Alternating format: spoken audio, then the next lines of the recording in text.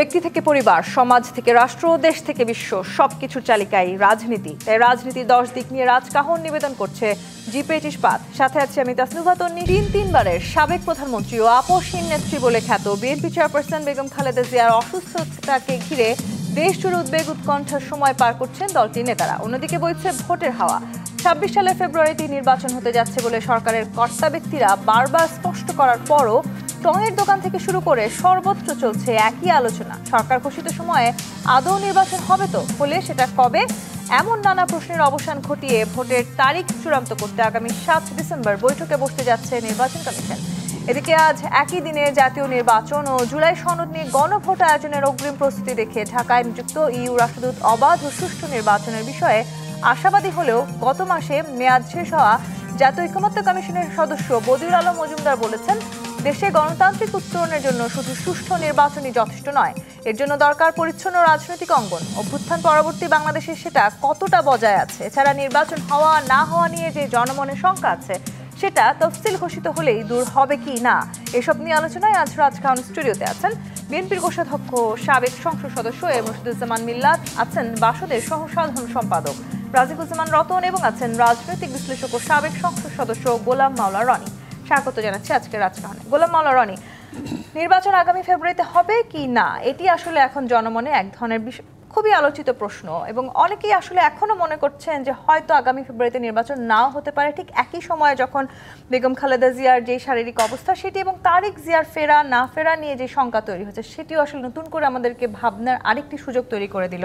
যদিও আজকে বিএনপি নেতা আমির খসরু বলেছেন ফেরা না ফেরার ভোটে প্রভাব পড়বে না, তো আপনি কি মনে করছেন ভোটে প্রভাব পড়বে কি না?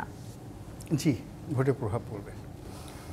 যদি প্রথম থেকে তারেক রহমান সাহেবকে সুপ্রিম লিডার হিসেবে আমরা সেই লন্ডনে রেখে দিতে পারতাম এবং বিএনপি যারা নেতৃবৃন্দ মুখপাত্র আছেন তারা যদি প্রথম দিন থেকে বলতেন যে তিনি আসবেন বা না আসবেন এটা তার ব্যক্তিগত বিষয়, দল পরিচালনা তিনি করছেন, এতদিন যাবৎ তিনি সেখানে বসে দল পরিচালনা করছেন, এত কোনো অসুবিধা হয়নি।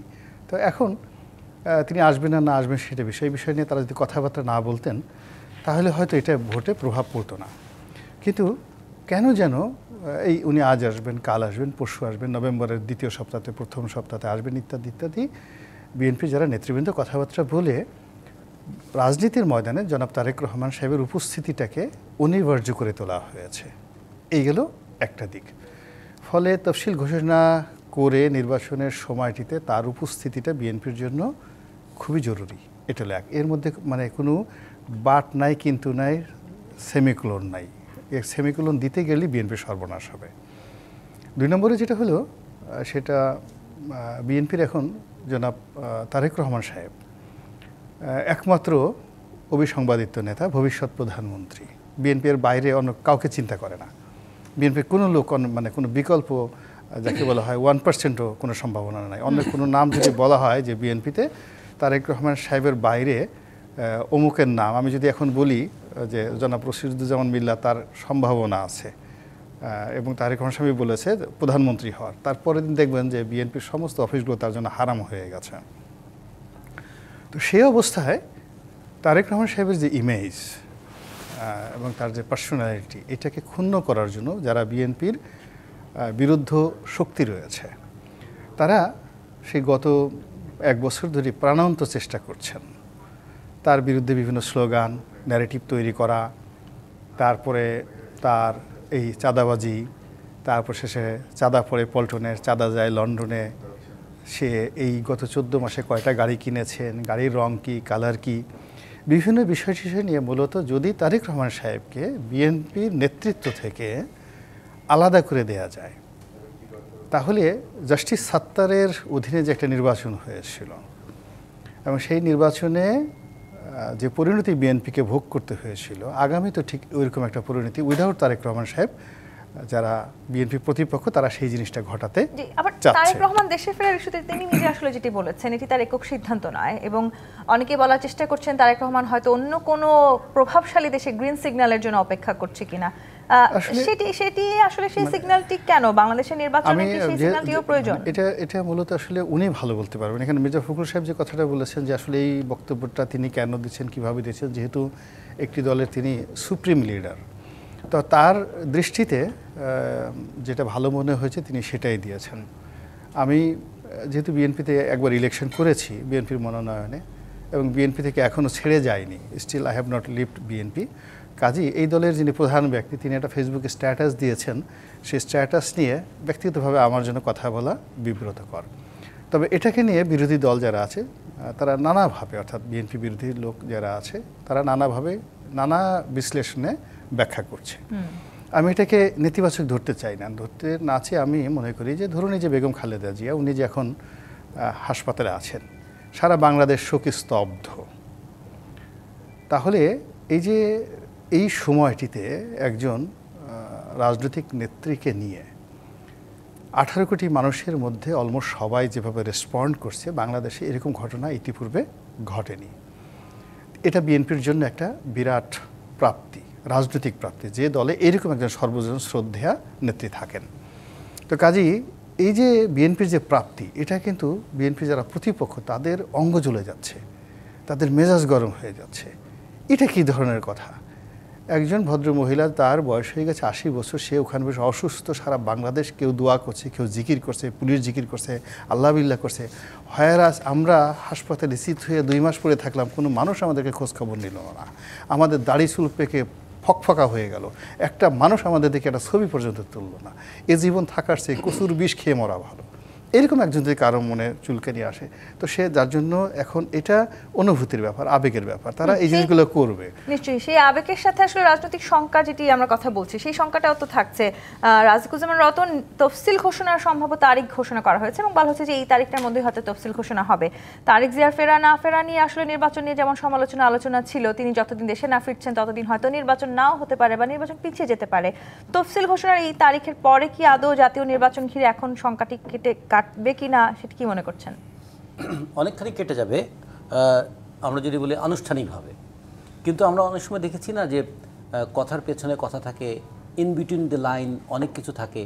আমরা বলি না অনুচ্চারিত কথা, অব্যক্ত কথা। আমরা 1 বছর এই অন্তর্বর্তীকালীন সরকারের কথা এবং কাজের মধ্যে অনেকগুলো এরকম ইন বিটুইন দ্য লাইন অনেক কিছু দেখেছি, যে কারণে একটু সন্দেহ হওয়াটাই স্বাভাবিক যে যতক্ষণ পর্যন্ত তফসিল ঘোষিত না হচ্ছে ততক্ষণ পর্যন্ত নানা বাহানা আবার সামনে আসে কিনা এই আশঙ্কাটা মানুষের মধ্যে আছে।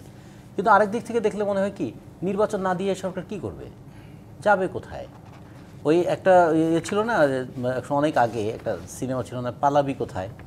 এখন যদি বলা যায় নির্বাচন না দিয়ে সরকার যাবে কোথায়, যাবে কিভাবে? ক্ষমতাটা তাকে কোনোভাবে ছাড়তে হবে। তো ক্ষমতাটা কি সম্মানজনকভাবে ছাড়বেন, নাকি অসম্মানিত হয়ে ছাড়তে বাধ্য হবেন, নাকি অন্য কারো হাতে দিয়ে আমরা চলে গেলাম, হ্যাঁ আপনারা যেভাবে পারেন দেশ চালান, এই কথা বলে আবার চলে যাবেন? এরকম নানা কথাবার্তা কিন্তু আছে। আমাদের যেটা মনে হয় অন্তর্বর্তীকালীন সরকার তার মর্যাদাটা তিনি খুব ভালোভাবে রক্ষা করতে পারেন। এই জায়গাটাতে যদি আমি একটু যুক্ত করি, আইআরআই তাদের একটি গবেষণায় একটি সাম্প্রতিক জরিপ করেছে। সেই জরিপে তারা বলেছে 69% মানুষ রাজনৈতিক দলের চেয়ে প্রধান উপদেষ্টা অধ্যাপক ডক্টর মোহাম্মদ ইউনূসের প্রতি আস্থার কথা জানিয়েছেন। দারুণ। এই আমার আইআরআইকে খুবই ধন্যবাদ দিতে ইচ্ছা হয়। এই আইআরআই 2023 সালে বলেছিল যে 70% মানুষ শেখ হাসিনার প্রতি আস্থা রেখেছে। সুবহানাল্লাহ। 23 সালে। এই আইআরআই আজকে আবার বলছে যে অন্তর্বর্তীকালীন সরকারের প্রতি আস্থা না থাকলেও ইউনূস সরকার সাহেবের প্রতি আছে। ফলে আরআইয়ের এটা কি ফেব্রিকেটেড রিপোর্ট কিনা, কোথা থেকে কার সঙ্গে কিভাবে জরিপ করেছেন? তার মানে আমি 23-এর জরিপের সঙ্গে এই জরিপে দেখলাম 1% এদিক ওদিক আছে, মানে একটু তারা পার্থক্য করেছেন, পুরোটাই মানে কাট অ্যান্ড পেস্ট করে নাই। এই দিক থেকে তারা কিছুটা বুদ্ধিমত্তার পরিচয় দিয়েছে। তো ফলে এগুলোর উপর কিন্তু খুব বেশি মানুষের আস্থা নেই। আপনি খেয়াল করে দেখেছেন এই পর্যন্ত আমাদের বাংলাদেশে এই যে এক্সিট পোল কিংবা বিফোর ইলেকশন যত ধরনের জরিপ হয়, নির্বাচনের ফলাফলে তার খুব বেশি কি প্রভাব পড়ে না। তো কারণ এগুলো হয় কি, খুব সিলেক্টেড কোশ্চেনিয়ার থাকে, সিলেক্টেড এরিয়া থাকে, সিলেক্টেড পার্সন থাকে।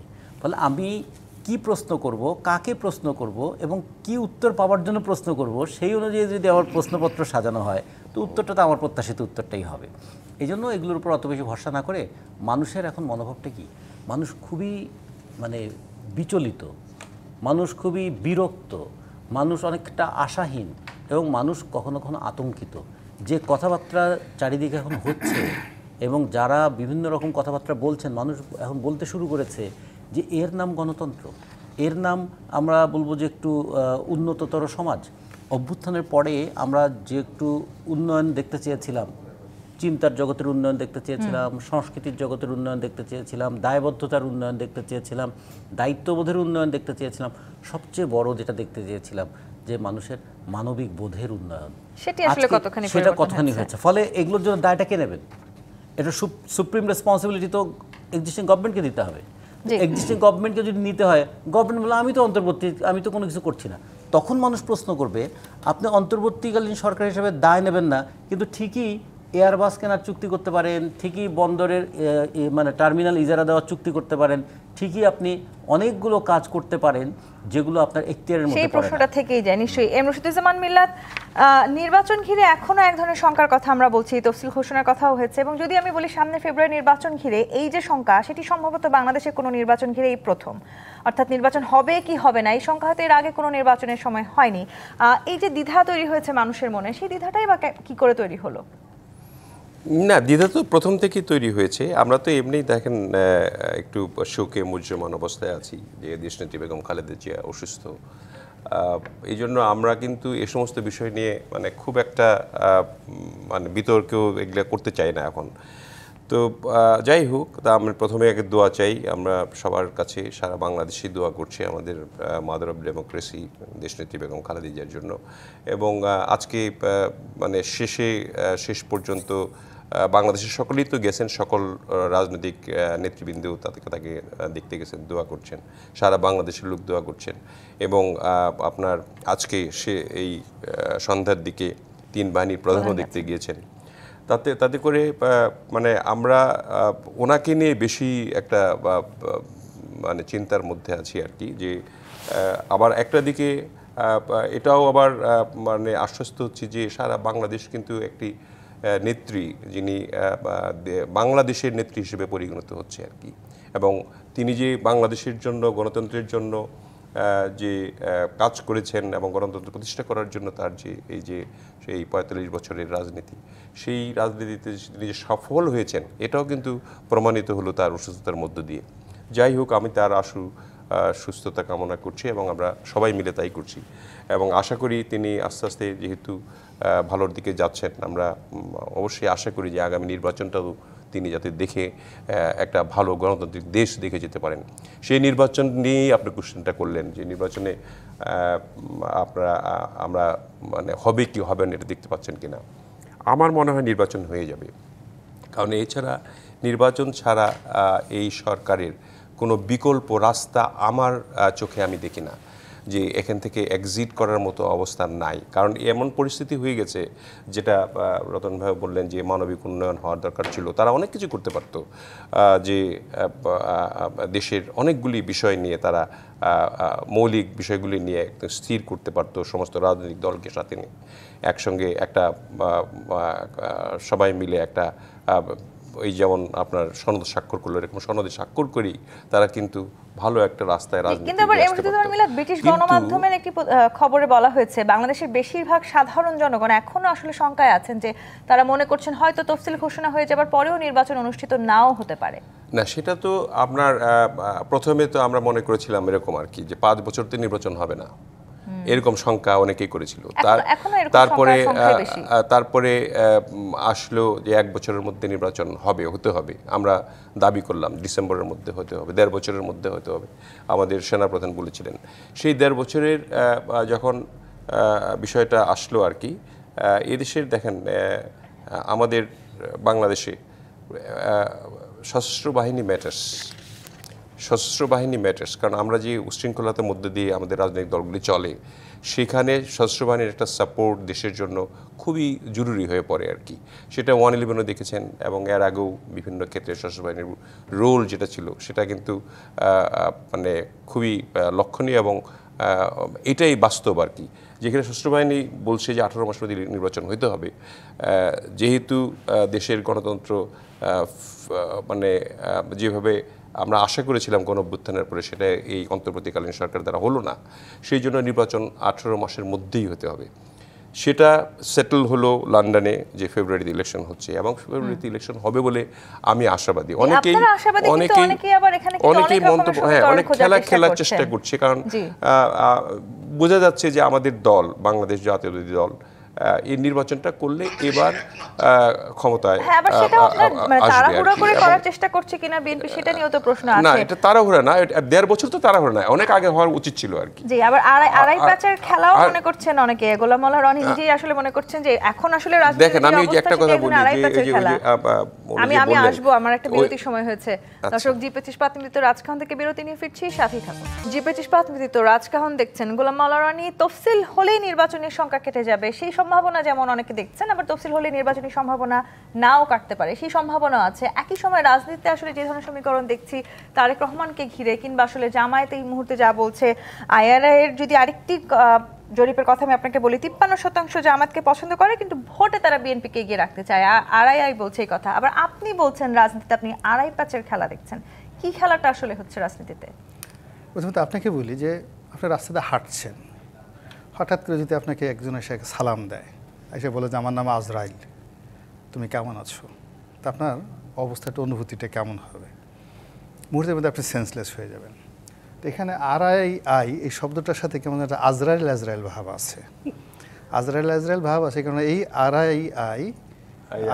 আইআরআই, এই আজরাইল, এরা শেখ হাসিনাকে ডুবিয়েছে।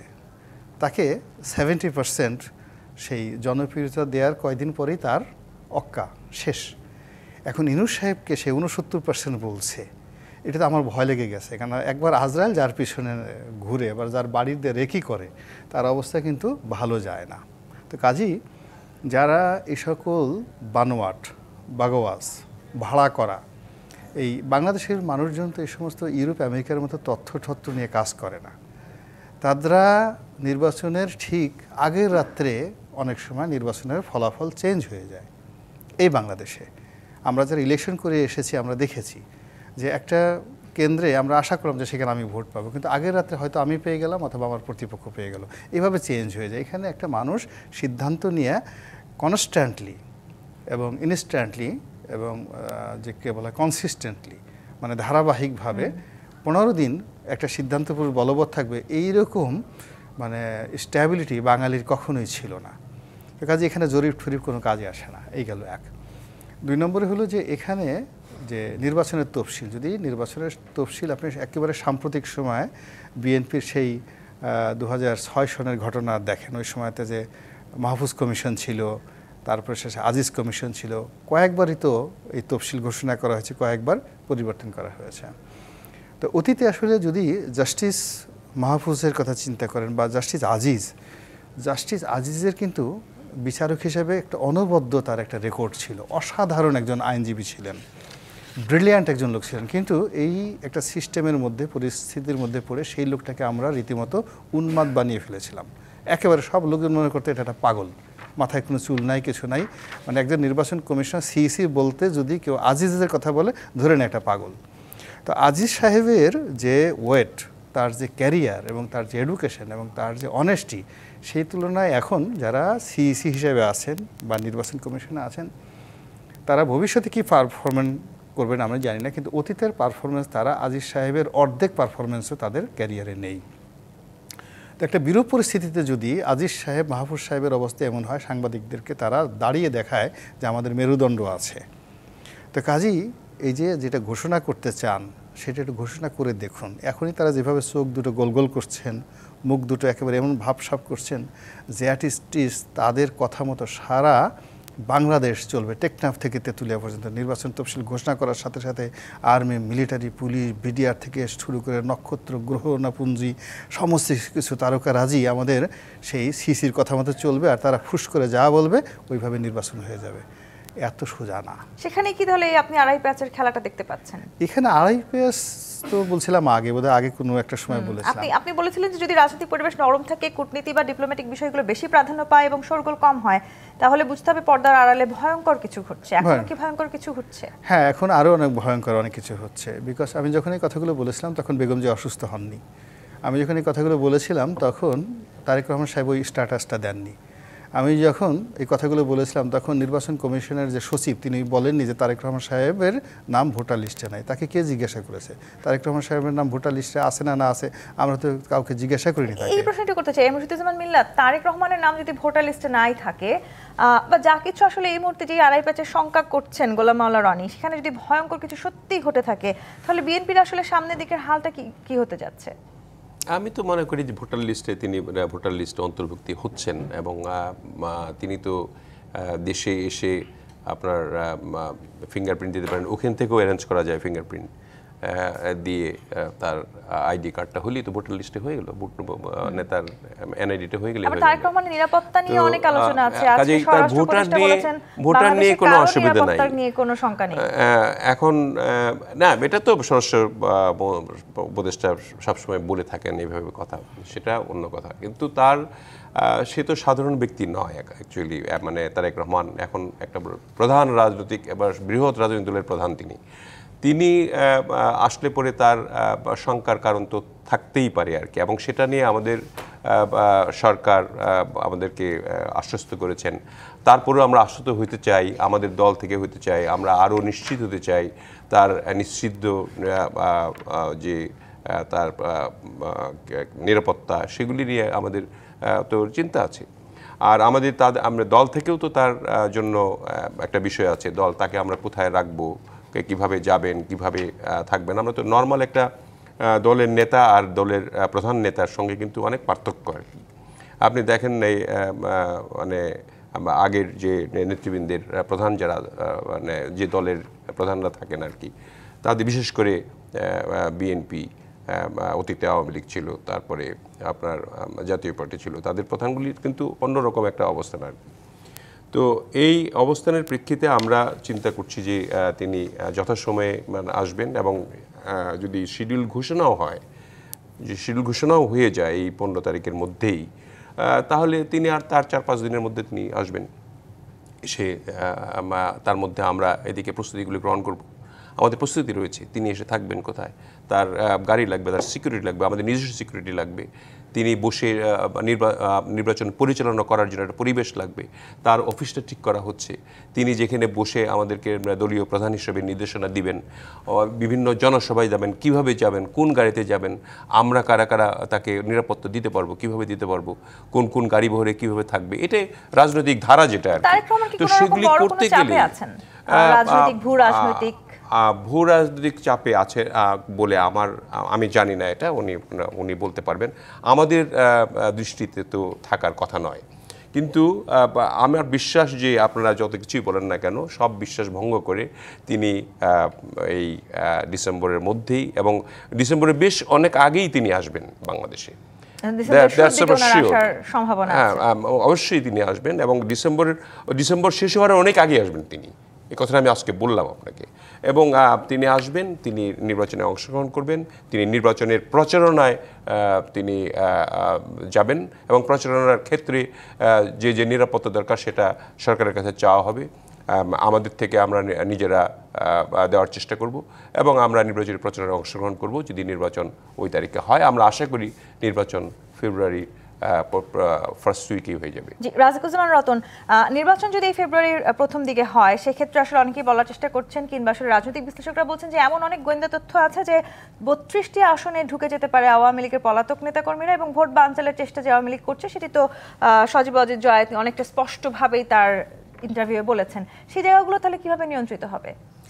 নির্বাচন কমিশনার একটু আগে বলেছেন যে ফেব্রুয়ারি মাসের 8 তারিখ থেকে 12 তারিখের মধ্যে নির্বাচনটা হবে, এবং গণভোট এবং নির্বাচন একই দিনে হবে, সাধারণ নির্বাচন একই দিনে হবে বলে নির্বাচনের সময়ের সীমাটা 1 ঘন্টা বাড়ানো হতে পারে। আর তফসিল ঘোষণাটা 11ই ডিসেম্বরের কাছাকাছি সময়ে হবে। তার মানে তারা ফুললি প্রিপেয়ার্ড। এবং এর আগে আমরা যখন দেখা করেছিলাম বাসদের পক্ষ থেকেও, তখন তারা বলেছেন জুলাই মাসেই তারা বলেছিলেন তারা নির্বাচনের জন্য যা যা প্রস্তুতি নেওয়া দরকার সেই সামর্থ্য এবং প্রস্তুতি তাদের আছে। তারা অপেক্ষায় থাকেন। নির্বাচন তো শুধু নির্বাচন কমিশনের দ্বারা হয় না, নির্বাচন হতে গেলে তো নির্বাচনকালীন সরকারের একটা গুরুত্বপূর্ণ ভূমিকা পালন করে। ফলে নির্বাচনকালীন সরকারের নানা ধরনের মানে বক্তব্য এবং আচরণের কারণে তারাও ঠিক সিদ্ধান্ত নিতে পারছিলেন না যে তারা বলবেন কিনা। এখন তারা নিশ্চয়ই একটা গ্রিন সিগন্যাল পেয়েছেন, যে কারণে তারা তফসিল ঘোষণার তারিখ পর্যন্ত বলে ফেলেছেন। এখন যদি কোনো কারণে ওই আমাদের রনি ভাইয়ের কাছ থেকে কিছু প্যাচ নিয়ে তারা যদি প্যাচ কষার চেষ্টা করেন, তাহলে কি দাঁড়াবে? তিনটা জিনিস সামনে পড়ে যাবে। তার মানে ইউনূস সরকার চায় না নির্বাচন হোক। 2 নম্বর, ইউনূস সরকারের কথা অনুযায়ী নির্বাচন কমিশন সমস্ত প্রস্তুতি থাকা সত্ত্বেও নির্বাচন করতে চাইছে না। 3 নম্বর, নির্বাচন যদি না হয় তাহলে বেনিফিটটা কার হবে? এগুলো নিয়ে এমন একটা পরিস্থিতি তৈরি হয়ে যাবে, তখন কিন্তু এই সরকারের ভবিষ্যৎ সময়টাও শান্তিপূর্ণভাবে সময় কাটানোটা খুব কঠিন হয়ে যাবে। এই জন্য আমার মনে হয় যে তারা নিশ্চয়ই ভাববেন যে ভালোই ভালোই নির্বাচনটা হয়ে যাক। নির্বাচনটা হওয়ার সময় অনেক ধরনের জটিলতা হতে পারে, সেটা সব সময় হয়। আমাদের এ যাবৎকাল 12টা নির্বাচন হয়েছে, প্রায় প্রত্যেকটা নির্বাচনের আগে তো নানা ধরনের সহিংসতা হয়েছে না? যখন আমির নির্বাচন হয়েছে তখনও তো কিছুটা সহিংসতা হয়েছিল। এবং সামনে নির্বাচন ঘিরে ইতিহাসে সবচাইতে বেশি সহিংসতা কিংবা সবচাইতে বেশি হানাহানির সম্ভাবনা রয়েছে এমন তথ্য কিন্তু বলা হচ্ছে। আশঙ্কার কথা বলা হচ্ছে, তথ্য না, আশঙ্কার কথা বলা হচ্ছে। এবং আরেক দিক থেকে বলা হচ্ছে, আমাদের উপদেষ্টা বলেছিলেন যে এটা ইতিহাসের সেরা নির্বাচন হবে। তা আমরা বলছিলাম ভাই, সেরার উপর ভরসা নাই, আমরা সুষ্ঠু নির্বাচনের উপর আশা আছে। আমরা একটা সুষ্ঠু নির্বাচন করেন, তারপরে জনগণ বলবে এটা সেরা হলো নাকি নিকৃষ্ট হলো। তো ফলে সুষ্ঠু নির্বাচনের জন্য যা যা করা দরকার সেগুলো একটু করেন। আর এই নির্বাচন হলেই সোনার পাথর বাটি হয়ে যাবে তা না। আচ্ছা, নির্বাচন হলেই কি দেশের সব সমস্যার সমাধান হয়ে যাবে? নির্বাচন হলেও তো সেই সমস্যা নিয়ে মানুষের কথা বলতেই হবে। এই যে সাম্প্রতিক সময় কয়েকটা জিনিস খেয়াল করে দেখুন, রাস্তায় এখনও শিক্ষকরা বসে আছে, আমাদের পে স্কেল নিয়ে আমাদের কর্মচারীরা তারা অপেক্ষায় আছে, আমাদের শ্রমিকরা তাদের মজুরি সংক্রান্ত সমস্যার মধ্যে আছে। এগুলো, এই সমস্যার সমাধান কি শুধু নির্বাচনের মধ্যে দিয়ে হয়ে যাবে? এগুলোর সিদ্ধান্ত নিতে হবে না? আমাদের কৃষকদের ক্ষেত্রে দেখুন আরেকটা নতুন ধরনের এবার জটিলতা হয়েছে। শুধু এইটুকু খেয়াল করে দেখুন, ধানের দাম বড় মৌসুমে সরকার ঠিক করেছিল 36 টাকা কেজি কৃষকের কাছ থেকে কিনবে, এবার সেটা কমিয়ে 34 টাকা করা হলো, ধানের দাম কমানো হলো। আবার চালের দাম সরকার সংগ্রহ মূল্য নির্ধারণ করেছিল 49 টাকা কেজি, এবং সংগ্রহ মূল্য এবার নির্ধারণ করা হচ্ছে 50 টাকা কেজি। ধান কিনবে 50,000 টন মাত্র, সেটা কৃষকের কাছ থেকে, এবং সেটার দাম কমানো হলো কেজিতে 2 টাকা। চাল কেনা হবে মিলারদের কাছ থেকে 9 লক্ষ টন, সেটার জন্য কেজি প্রতি দাম বাড়ানো হলো 1 টাকা। তাহলে এই অন্তর্বর্তীকালীন সরকার কিন্তু তার অন্তরের বাসনাটা প্রকাশ করে ফেলেছে। তিনি মালিকদের পক্ষে কিংবা একটু ধনীদের পক্ষেই তার সমর্থন এবং কর্মকাণ্ডটা প্রকাশ করেছেন। ঠিক তেমনি শ্রমিকরাও ভাবছে, শ্রমিকদের যা যা চাওয়া তার কোনোটাই এই সরকার শুনছে না। তো এগুলো থেকে এই সরকার কিন্তু তার যোগ্যতা আছে কি না জানি না, তবে গ্রহণযোগ্যতাটা অনেকখানি হারিয়ে আবার এই সরকারের উপদেষ্টা যারা আছেন তারা অনেকেই নির্বাচন করবেন, এবং তাদের নির্বাচনের আগে আসলে নির্বাচন ঘিরে তাদের প্রস্তুতি নিয়েও নির্বাচন পেছাবে কি না সেটি নিয়েও এক ধরনের আলোচনা সমালোচনা আছে। বিশেষ করে 2জন ছাত্র উপদেষ্টা যারা আছেন তাদেরকে নিয়ে অনেক বেশি আলোচনা আছে, এবং সেই আসন দুটোতে বিএনপিও এখনো প্রার্থী ঘোষণা করেনি। সেই সমীকরণটাও অনেকটা কঠিন হতে যাচ্ছে কিনা। আমি এই জায়গাটিতে আসবো, আরেকটি বিরতির সময় হয়েছে। জি25 পাতমিত রাজকাহন থেকে আরেকটি বিরতি নিয়ে ফিরছি, সাথেই থাকুন। জি25 পাতমিত রাজকাহন দেখছেন। রাজিকুজ্জামান রতন, যখন আসলে আমরা নির্বাচন নিয়ে আলোচনা করছি সেই সময় এই সরকারে অন্তর্বর্তী সরকার যারা উপদেষ্টা আছেন তাদের রাজনীতিতে আসার যে সমূহ সম্ভাবনা আছে সেটিও সামনে নির্বাচনে প্রভাব পড়তে যাচ্ছে, সেই আলোচনাও আছে। 2জন উপদেষ্টা তারা আসলে নির্বাচন করবেন সেই সম্বন্ধে অনেক জোরে সোরে বক্তব্য আছে। তাদের উভয় আসনই বিএনপিও এখনো প্রার্থী ঘোষণা করেনি, তার মানে সেটি নিয়েও নতুন সমীকরণ আসতে যাচ্ছে কিনা? সেটা নিয়ে সমীকরণ নয়, সেটা হয়তো সমঝোতা হবে। একটা কনফ্লিক্ট অফ ইন্টারেস্ট কিন্তু হতেই পারে, যেটা হচ্ছে উপদেষ্টা হিসেবে থেকে তিনি নির্বাচন করতে পারবেন কিনা। তখন তারা একটা বাইপাস লাইন বের করেছে যে তফসিল ঘোষণার পরে তারা থাকবেন না। তার মানে মনে হচ্ছে যে একটা সমঝোতা হয়েছে তাদের মধ্যে। নির্বাচনে কিন্তু অনেক ধরনের উপরের সমঝোতা হয়, মাঠে কিছুটা সমঝোতা হয়, আর সবচেয়ে বড় মনস্তাত্ত্বিক একটা সমঝোতা হয়।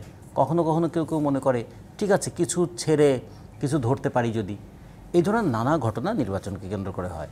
কিন্তু আমরা যেটা বলতে চাই যে নির্বাচনে গণতন্ত্রের চর্চাটা যেন নষ্ট না হয়। এই নির্বাচন তো বাংলাদেশের শেষ নির্বাচন নয়, এর পরেও তো নির্বাচন হবে, কিন্তু এই নির্বাচনের মধ্য দিয়ে যে মূল্যবোধটা চর্চা হওয়ার কথা ছিল সেইটা চর্চা হবে কি না আমরা আশঙ্কা করছি সেখানেই। নির্বাচনে সবসময় টাকা এবং পেশি শক্তির একটা প্রভাব থাকে, কিন্তু একটা যে ম্যানিপুলেশনের যে বিষয়টা থাকে, আমরা প্রত্যাশা করি যে এইবার অন্তত অন্তর্বর্তীকালীন সরকার দেখাক যে নির্বাচনটা ম্যানিপুলেটেড হবে না। ভোটাররা যে ভোটটা দিচ্ছেন ভোটটা সুষ্ঠুভাবে দিতে পারছেন, এবং ভোট গণনাটা সঠিকভাবে হচ্ছে, এবং যা ভোট পড়েছে সেই ভোটটা যেন সঠিকভাবে তার ফলটা প্রকাশ করা হয়। এই ম্যানিপুলেশনটা যেন না হয়। টাকার খেলাটা বন্ধ করতে না পারলে বাংলাদেশে কোনো নির্বাচনই আসলে সুষ্ঠু হবে না। সেই সম্ভাবনা কতখানি দেখতে পাচ্ছেন? খুবই কম, সেই সম্ভাবনা খুবই কম। এবং এর সঙ্গে যুক্ত হয়েছে এবার বেহেশতের টিকিট বিক্রি করা, দোজকের ভয় দেখানো, সেগুলো তো আছেই। এবং এর সঙ্গে আবার কে মানে একটা ভোট দিলে নাকি 18 কোটি মানুষের নামাজ পড়ার সওয়াব পাওয়া যাবে, এই রকম কথাও যখন বলছে, তার মানে দেখুন এনারা যদি সংসদ সদস্য হন, সংসদে গিয়ে কী করবেন? আইন প্রণয়ন করবেন জনগণের জন্য, সংসদে নীতি প্রণয়ন করবেন জনগণের জন্য। তিনি জানেন যে তিনি যেটা বলছেন সেটা সম্পূর্ণ ভুল কথা, সম্পূর্ণ মিথ্যা কথা, মানুষকে প্রভাবিত করা বা প্রতারিত করা, সেই কথা বলে তারা পার্লামেন্টে যেতে চান। মানুষের তো এই দিকগুলোটা দেখা উচিত যে যারা এই সমস্ত কথা বলে তাদেরকে আমরা ভোট দিতে পারি। যতক্ষণ পর্যন্ত দেশের জনগণের মধ্যে এই চেতনাটা তৈরি না হবে যে আমার ভোট নিয়ে, আমার সম্মতি নিয়ে তুমি আমার বিপক্ষে আইন তৈরি করবে, আমার সম্মতি নিয়ে, আমার ট্যাক্স নিয়ে তুমি বিলাসিতা করবে, আমার সম্মতি নিয়ে তুমি সম্পদের পাহাড় গড়ে তুলবে, এইটা আমরা হতে দেব না। জনগণের কথা আসলে আমরা কতখানি গুরুত্ব দেই সেটাও তো একটা বড় প্রশ্ন। জনগণের কথাটা গুরুত্ব দেওয়ার আগে জনগণকে এই ভূমিকায় নামতে হবে। আমাদের জনগণ কিন্তু কখনো কখনো প্রতীক এবং ব্যক্তি এই দুটো আলাদা করতে পারে না, কখনো কখনো ব্যক্তি এবং পদ্ধতি এই দুটোর মধ্যে কিন্তু ফারাক করতে পারে না। কোন পদ্ধতিতে দেশটা চলবে এই ডিবেটটা যদি না হয়, এই ডিসকাশনটা যদি না হয়, তাহলে কিন্তু গণতন্ত্র চর্চাটা হবে না। এই জাতীয় পার্টি কিংবা জামায়াত ইসলামী এরা তো দীর্ঘদিন ধরে আসলে বাংলাদেশের রাজনীতি করছে এবং জাতীয় পার্টির মধ্য দিয়ে আবারও আওয়ামী লীগ ফিরে আসতে পারে সেই শঙ্কাও আছে। জামায়াত ইসলামীর আসলে যে কথাগুলো বলছিলেন রাজিকুজ্জামান রতন, তেমনি জামায়াত ইসলামের আরেক নেতা তাকে আমরা স্পষ্টভাবে খুব পাবলিক প্লেসেই বলতে শুনলাম যে তাদের কথায় আসলে পুলিশ বসবে, প্রশাসন উঠবে বসবে। এরপরে আসলে সামনে নির্বাচন ঘিরে তো শঙ্কা থাকছেই। প্রথমত রাজনীতিতে আসলে শেষ বলে কোনো কথা নেই। এখানে একেবারে আপনার চরমতম যে শত্রু, সময়ের বিবর্তনে সে আপনার বন্ধু হয়ে যেতে পারে, একেবারে দীর্ঘদিনের পরিচিত বন্ধু আপনার শত্রু হয়ে যেতে পারে। আর এখন নির্বাচন যত ঘনিয়ে আসছে সেক্ষেত্রে আপনাকে টাইম ফ্রেমে প্রতি মিনিট কাউন্ট করতে হবে এবং প্রতি মিনিটে অনেক বড় একটা সিদ্ধান্ত চলে আসতে পারে, বড় একটা পরিবর্তন হতে পারে, বড় একটা দুর্ঘটনা ঘটে যেতে পারে। আমাদের দেশে এখন মানুষ সবাই মনে করছে যে নির্বাচন ছাড়া বিকল্প কোনো কিছু নেই, এইটা হলো প্রথম। দ্বিতীয় মনে করছে যে নির্বাচন যে কোনো ফর্মে হোক, যেভাবে হোক না কেন নির্বাচনে বিএনপি হয়ে যাবে, এটা অনেকটা সিলেকশনের মতো। ফলে কি হলো, বিএনপি নির্বাচনে যদি জয়লাভ করে তাহলে কার লাভ হবে আর কার ক্ষতি হবে, এই লাভ ক্ষতির যারা পক্ষ রয়েছে তারা ভীষণ রকমভাবে অ্যাক্ট করছে। যারা লাভবান হবে তারা তো রিল্যাক্স, মানে বিজয়ী লোক তাদের কিন্তু কোনো টেনশন থাকে না, তারা রিল্যাক্স থাকে। কিন্তু যারা ক্ষতিগ্রস্ত হবে বলে আশঙ্কা থাকে তারা কিন্তু সবসময় আক্রমণাত্মক থাকে, ভীষণ রকম আক্রমণাত্মক থাকে। তো সেই আক্রমণ এবং দুর্বলের আক্রমণ সবসময়ই নৃশংস হয়, নির্মম হয়। শক্তিশালী কিন্তু আক্রমণ করে না, আর দুর্বল যখন থাকে তখন খুব নির্মম হয় আর আহত হয়। আর হতাশা থেকে, ভয় থেকে, আপনি দেখেন এই যে সাপ যে ফুসফুস করে, ও কিন্তু মূলত রাগ হয়ে না, ও ভয়ে ফুসফুস করে। মানে গোকরা সাপ নিয়ে যারা বিশেষজ্ঞ তাদের গবেষণায় দেখা গেছে সাপ, এবং বেশিরভাগ সাপ কিন্তু বিষধর না। আমরা যাদেরকে ফনাতোলা সাপ মনে করি এরা কিন্তু বিষধর না, নির্বিশ্বাস। কিন্তু আমরা সেই সাপ দেখে কিন্তু সেন্সলেস হয়ে মরে যাই। এবং যত মানুষ মরে সাপের 99% লোক হার্ট ফেল করে মরে, মানে সাপের কামড়ে মরে না। এর কারণ হলো বেশিরভাগ সাপেরই বিষ নাই। তো এখন ওই যে সাপ যে ফুসফুস করে বা সবল মারে, তার বিষ নাই, তারপরে সে সবল মারে মূলত ভয় থেকে। সেই ভয়টা এখন কারা পাচ্ছে? এখন ওই যে যারা পরাজিত নিশ্চিত জানে, যেহেতু এখানে একেবারে সেটেলড হয়ে গেছে। দুটো বিষয় যে আমাদের এখানে রতন ভাই যেটা বললেন যে রাজনীতির যে সমীকরণটা আসছে সেই সমীকরণে নির্বাচনের বিকল্প কোনো কিছু নেই, নাথিং। মিলিটারি, সারা পৃথিবীতে মিলিটারি ল এখন অ্যাকসেপ্ট হচ্ছে না। এই যে এখন ডক্টর মোহাম্মদ ইউনূসের যে সরকার, ফরাদ মাজাহার সাহেব থেকে শুরু করে যারা এই সরকারের সবচেয়ে ঘনিষ্ঠজন ছিলেন তারা বলছেন এই সরকারের এখন আইনত বৈধতা নেই। তো এই সরকারের জন্য এটা খুবই অস্বস্তিকর, প্রত্যেকটা দিন অস্বস্তিকর। এখন তাকে একটা সেফ এক্সিট যদি নিতে হয় তাহলে তো একটা নির্বাচন ছাড়া সম্ভব নয়। নাম্বার 2 হলো সরকার যেটা জানে, সাধারণ মানুষ যেটা জানে, নির্বাচন দিলে বিএনপি এখানে চলে আসবে। কাজী বিএনপি লোকের সঙ্গে সরকারের একটা ধরম সম্পর্ক থাকবে এবং ডক্টর মোহাম্মদ ইউনূস সবাইকে বাদ দিয়ে তারেক রহমান সাহেবের সঙ্গে বৈঠক করবে, এটা তো স্বাভাবিক। এখন এই দৃশ্য দেখে যাদের অঙ্গ জ্বলে যায়, যাদের কষ্ট হয়, তারা মানে অস্থির হয়ে যদি মানে আক্রমণ করে, আক্রমণ হলে কি আপনাকে যে কোনো মানুষ যে কোনো মুহূর্তে ক্ষতি করতে পারে। ফলে এখন নির্বাচনের যে সামনের যে কটা দিন এটি খুবই গুরুত্বপূর্ণ। খুবই গুরুত্বপূর্ণ এবং এবং এই সেটি সময়টাতে অবশ্যই তার মানে বিএনপির জন্য অনেক বেশি গুরুত্বপূর্ণ।